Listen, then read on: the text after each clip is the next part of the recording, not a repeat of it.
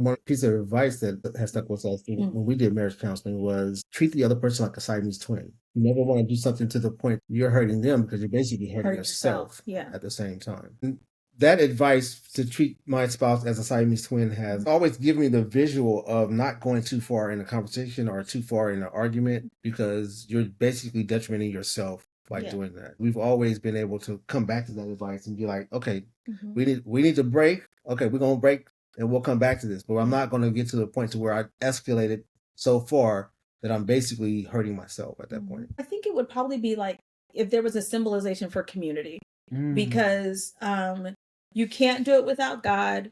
Remembering that you're on the same team, that Siamese twin thing.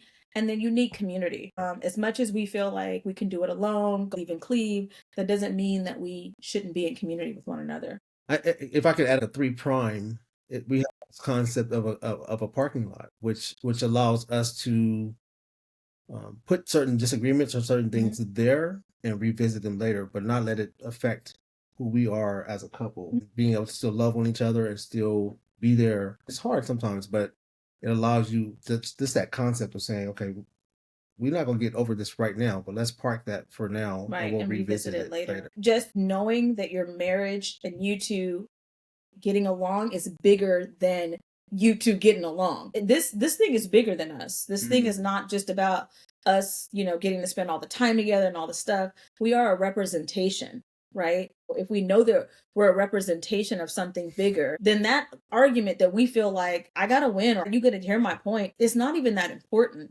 Park it. And pray about it. And then let's say revisit it later, because now how are you representing? When you holding on to stuff and you walking around and you can't even represent well. And this has been a growth thing. Oh, right? This is not something that we weren't there 2-3 years ago. Chase Anthony around the house and be like, we're gonna deal with this today. Right. Going back to that Siamese twin part of this, right? So knowing that we wouldn't take it to that far, now having that grace for each other, building that along the way, I had some self-discovery moments where I'm like, man, is that really about her or is it about me? And being able to really address what my issue was versus pointing the finger at her, like, why am I talking like that? What's really going on? Some of that was self-discovery and just learning. I'm a processor. I'm a thinker. I like to process things, right? I tried to get to a point to where I can give her something in the moment, even though I'm like, I'm still processing this. Like give her that at minimum, right? So she's not just hanging and using that as a punishment sometimes. I'm just going to let you hang right there. I'm not going to even address that.